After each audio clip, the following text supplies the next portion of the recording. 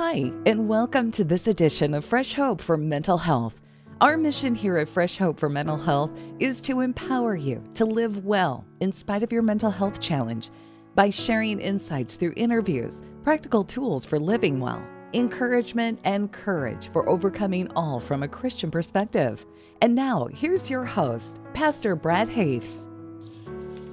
Hello, my friends, and welcome to Fresh Hope for Mental Health. I'm Brad Hafes, your host. Our purpose here on Fresh Hope for Mental Health is to empower you to live a faith-filled, rich, and full life in spite of having a mental health diagnosis. Well, as you most likely know or have heard, that one of country music's most beloved performers, Naomi Judd, passed away. As it has been widely reported, her daughters shared that she lost her battle with mental illness. Recently, it was confirmed that she had, in fact, died by suicide. Naomi was truly a champion of hope, and I was saddened to hear of her passing. And it was a reminder that so many of us from all walks of life are suffering with mental health challenges, and that so many of us have also experienced trauma, as did Naomi. I was deeply honored to be able to speak with her about her life just before the pandemic raged across the country in 2020. She graciously recorded an interview with me because she was going to be our gala speaker in 2020, but the event was canceled due to the pandemic, and so the podcast has gone unpublished until now. We are choosing to release this interview now not to capitalize on this heartbreaking incident, but rather to honor Naomi and help make people aware that no matter who you are, mental illness and trauma can affect you. There is help and there is healing for it. If you are struggling, and especially with suicidal ideation or suicidal plans or thinking, I want to challenge you to seek the help you need and get involved in a support group like Fresh Hope. It can make a world of difference.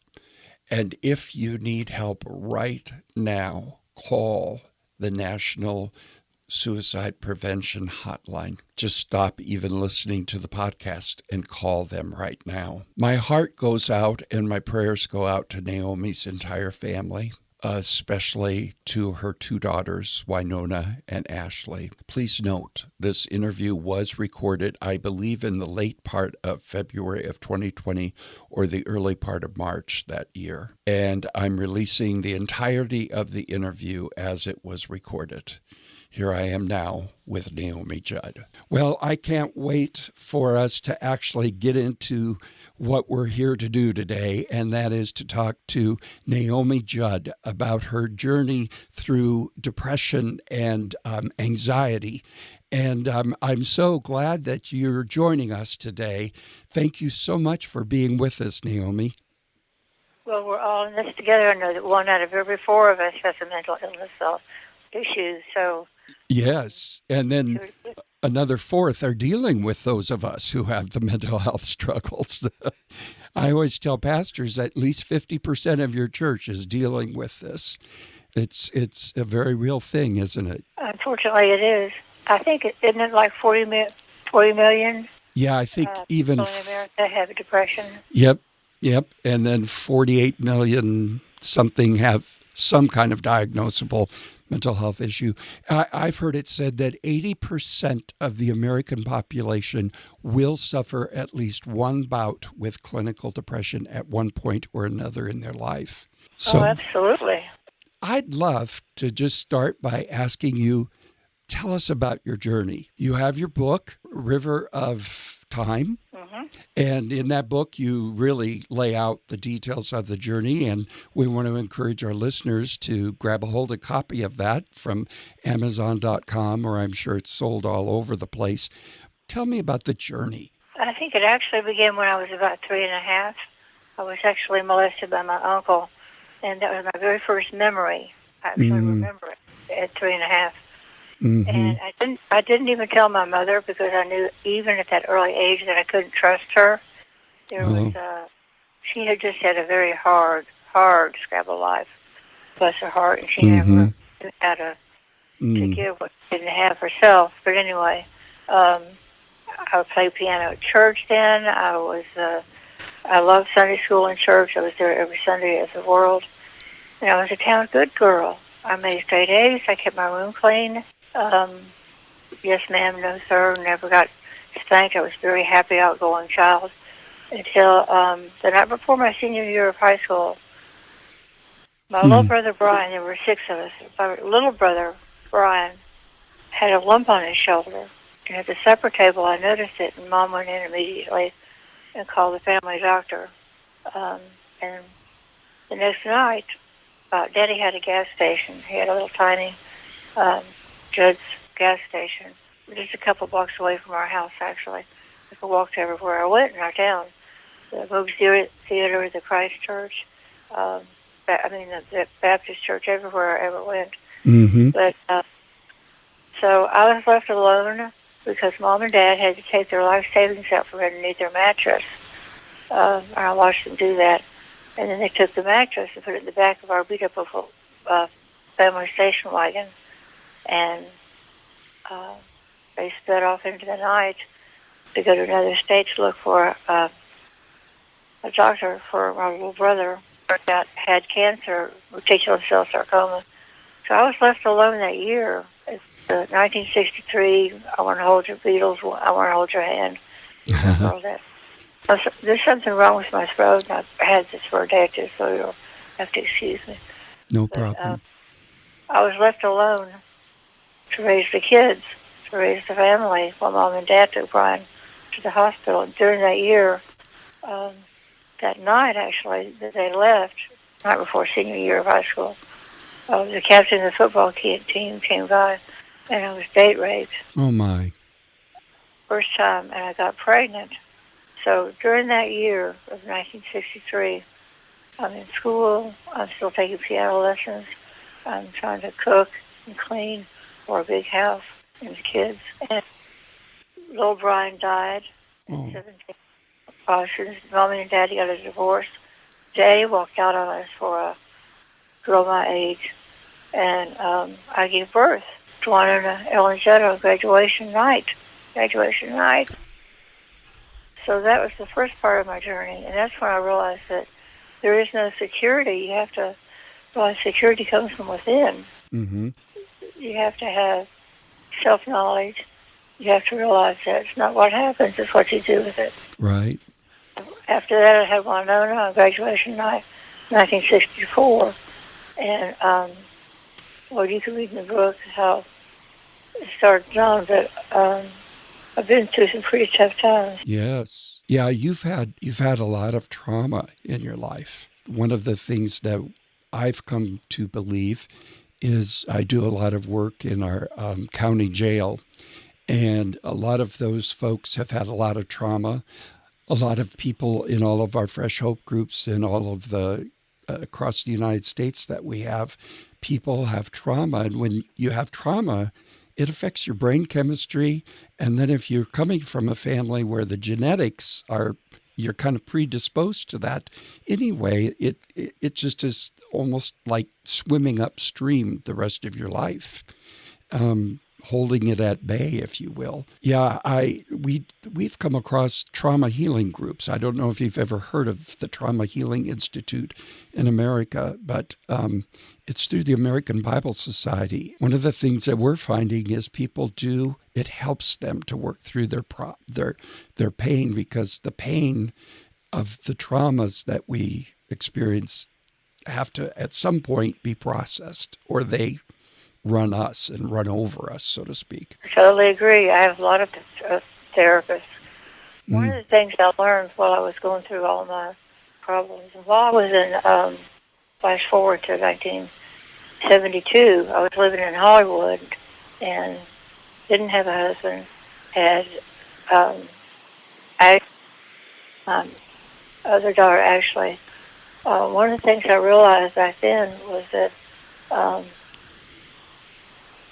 I started hearing about little pieces about my family history, and then the man who decoded the human genome, his name is Dr. Francis Collins. Yes. He's one of the world's experts. Well, he's the top expert on on genes, heredity. But he's a dear friend of mine, very fortunate. And he's never had a vacation in his life. Now he's the director of the NIH, National Institutes of Health. When he was working on the Genome Project, right after he found the human genome and delineated it, he came here to the farm where I am to spend a week with me and my husband and his wife. And he taught me about genetics. And when I told him my genetic background, he about fell off his seat. Oh, I bet. My great-grandfather was a mass murderer. Oh, my. And my grandmother was a murderer. She shot my grandfather in the back of the head twice. She burned the restaurant down. Everybody in the family are alcoholics. That's my mom's side. On my dad's side, his 5 sisters were all very mentally ill. And agoraphobia. They wouldn't leave the house except on Friday to go to the grocery store. They all went together. They lived in houses walking distance between each other. They never married. They never had kids. They were just simple. So when Francis, the man that decoded the genome, looked at my genetic profile, he said, "You're going to have to work really hard to overcome this, but you can." Yeah, isn't that something?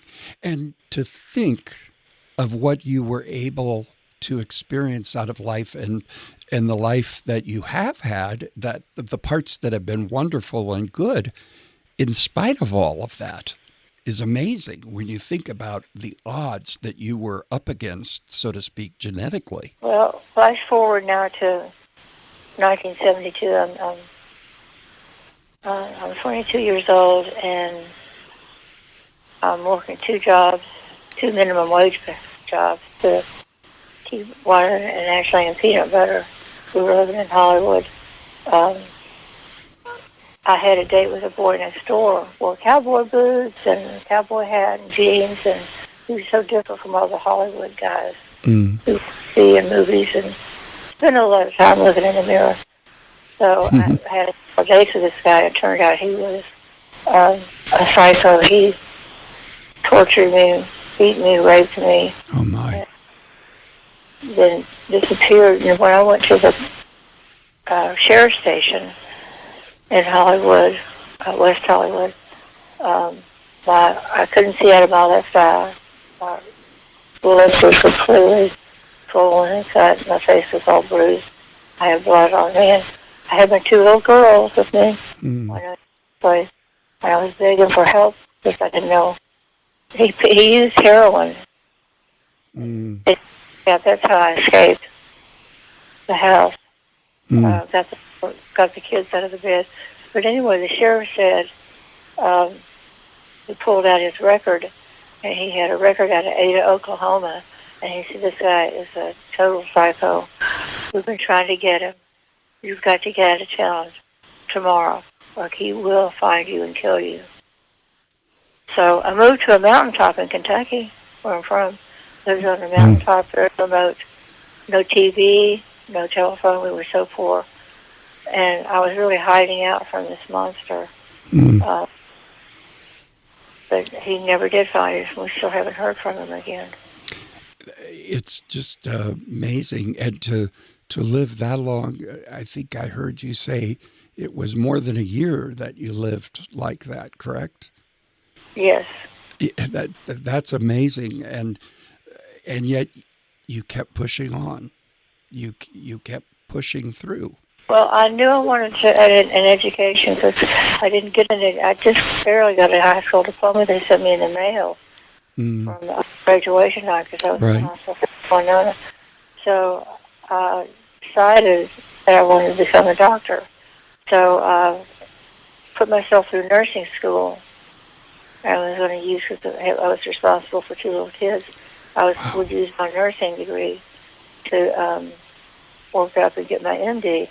So I had enrolled at the University of Louisville Medical School in Kentucky. But while we were on that mountaintop, that's where I was getting my nursing degree. One of them started singing, and I realized instead of moving to Louisville, for me becoming a doctor, I already had my RN. Mm-hmm. We moved to Nashville for one another.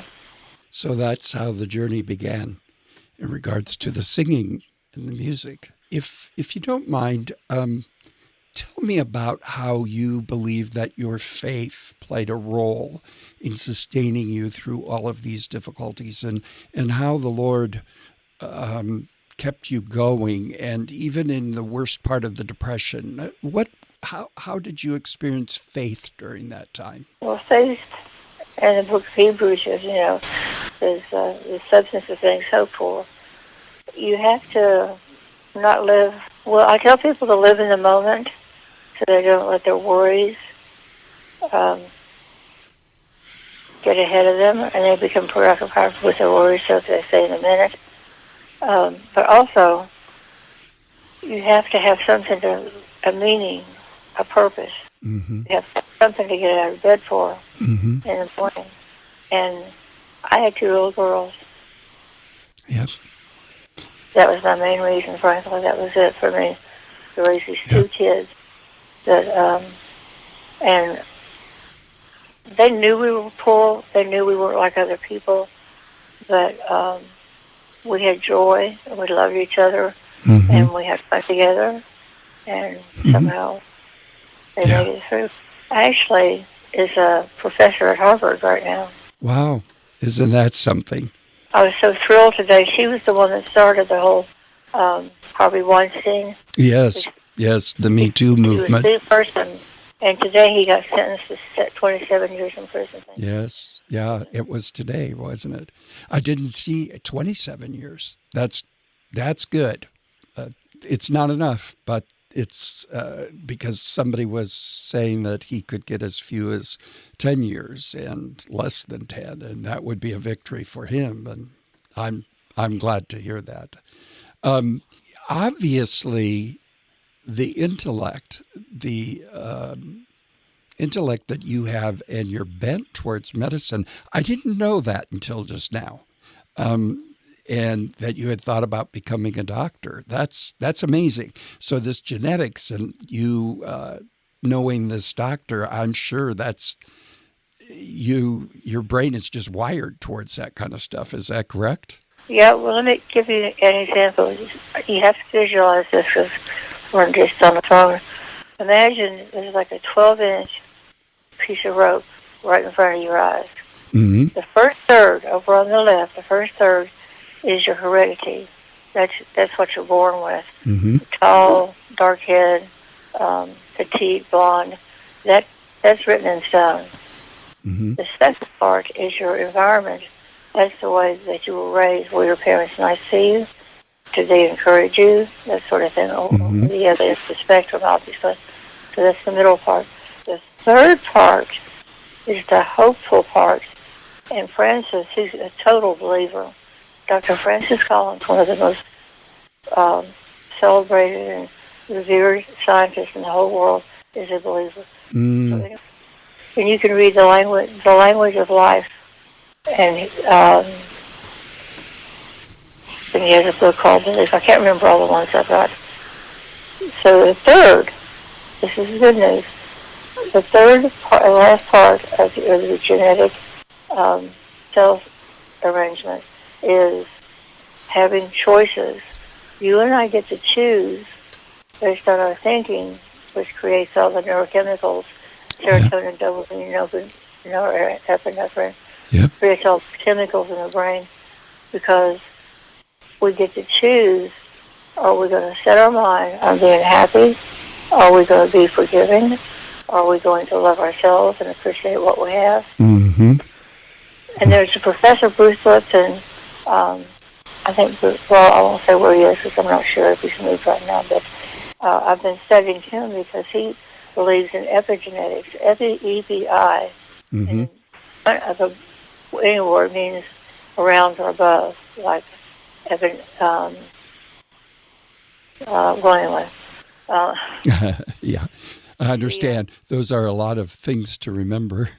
Well, epidermis is the top part of the skin, so that's what epi means. Mm. He says epigenetics means around, above and beyond. so that we can literally, through our thought process, cognitive behavioral therapy, we can help to choose how the second gene is metabolized. If we decide to metabolize it through our brain thoughts, the synapses and axons and dendrites in our brain, and we can be, we get choices to make things better. Yes. Yeah. Boy, that's fascinating. And you put that very simply.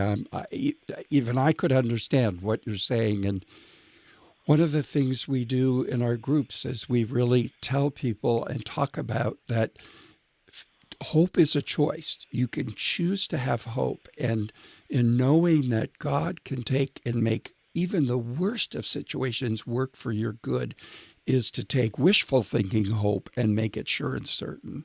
So I always tell people you can be feeling as hopeless as you can imagine, but at the same time you can find hope in the hopelessness. And I think that's kind of what you're saying in that third part. Well, we are looking forward to having you with us here in Omaha. We're looking forward to hearing you and hearing about your journey. And I think anybody who has heard about your journey or the details of it has got to feel more hopeful, because if somebody can make it through that gives anyone hope that's going through something tough and rough and through messy times of life. I really appreciate you for being honest and transparent about it. It would be so easy to hide that, and because of that, you are a champion of hope to me.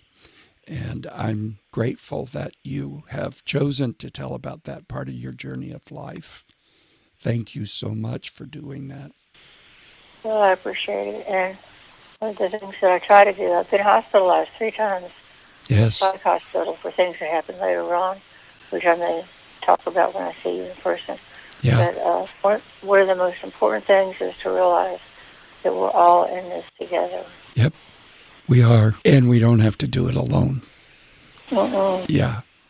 Well, if you would you mind just giving some words of encouragement to our listeners today for those who might be at those deepest points of hopelessness or struggling? Would you mind just speaking to them for a little bit and just giving them some encouragement? It's been a really rough year for me. When I come to Cal, and I will probably spill the beans and talk about some of that stuff. I've been hospitalized in psych hospitals 3 times, and in fact, I just heard yesterday that Hollywood wants to do a movie on my life, and I'm still trying to wrap my mind around that. But one of the things I'm doing, and one of the reasons I would probably consider having a movie made of my life about these books that I wrote, is that knowledge is power. The more I learn about genetics, about how I get to decide if the gene is going to be metabolized, methylization, the more I find out, I just put one foot in front of the other. I just keep going with hope, because that's what hope is. It's a step above. It's knowing that there's something better, greater out there. Yeah. Like they say, when you're going through hell, don't stop. Keep going. Keep taking the next step. This morning, my scripture was, "That will keep him in perfect peace, who stays on thee, for he trusteth in me." And I think it's Isaiah 26:3. Well, I sure appreciate you. I'm excited about June. Yes, we're excited to have you also. So thank you so much for spending this time with us. And we'll look forward to hearing more and getting to know you a little bit in person. Thank you so much. Will live well and be well. Yes, thank you.